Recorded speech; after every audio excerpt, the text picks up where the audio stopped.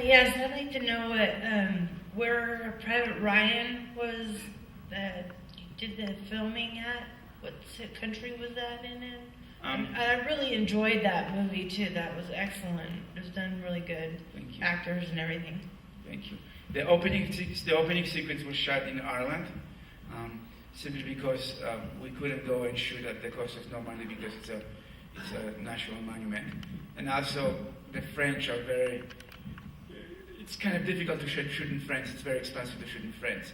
But primarily there was the respect to the ground where the action took place. So we went to Ireland. And there's a part of Ireland that has a very similar coast to the Normandy coast. And the rest of the picture was shot in England, all around London, and we've built, most of our sets were built right 30 kilometers outside London. No, go ahead. No, I was giving you attention. Janusz, there was toward the end of the Schindler's List, there was a long shot of the Russian officer kicking the stool off from under the camp commandant, the executioner being executed. And I thought it was framed beautifully. Was your idea to make that scene or that executioner as nondescript as his victims? I know what you're saying, yeah. Yeah. The whole aim was not to create Nazis to be Nazis, the quintessential low angle and shadows and all that stuff. We know they were Nazis. We know they were evil, so that you don't really have to accentuate it through lighting. So the idea was to create an image that's completely natural, almost happens like, there's no significance to it. That's what happens. Right. You just go by, almost like as you're walking by, and the stool gets kicked and the bastard dies. Right. So that's the idea. You don't want to add any glory to that or emphasize the significance of the image, of the story. Do you have freedom to do that often in a film, to create the shot you want, to frame it the way you want it? Yeah, that's part of my job, kind of. Yeah. I think there's, again, I must inform you, there's a misconception that I have to ask for freedom from the director to do what I want. That does not work. I don't work with the directors that I have to ask, Mr. Director, do you have permission to light? That is my job. That is my job to compose images. That is my job to tell a story. There are various degrees of collaboration to the extent that, depends on the relationship. I usually do not direct actors. That would be wrong. That is not part of my job to talk to the actors and give them screen directions. I may help the director to block the scene, but it's equal position, director of photography and the director. The responsibilities are different, the pressure is different, and the longevity of the director, if he makes a couple of bad movies, is totally different from cinematographer. You make 3 bad movies and you're pretty much done. I can shoot 3 bad movies and I can still make movies, right? So there's a different sense of responsibilities, but usually when I go make a movie, I'm probably more experienced than most people that I'm working with. It happens that I work with Steven, and he's done about the same amount of movies as I have, in our career. And he's an extremely visually sophisticated director. But yeah, it's an equal position.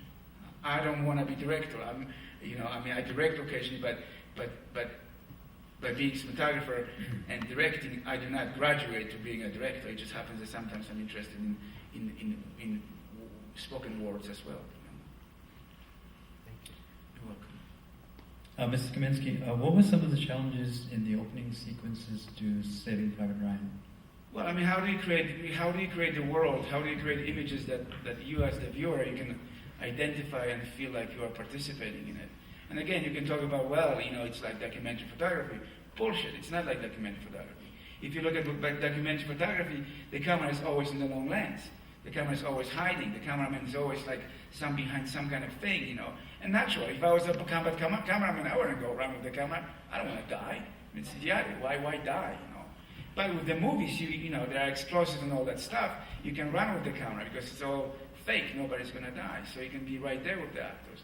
And the proximity of the camera to the actors and seeing the sweat, feeling the breath, seeing the strength that they have to go through, seeing the explosives created this hyper reality feeling, allowed you as a viewer to identify and be there with the soldiers.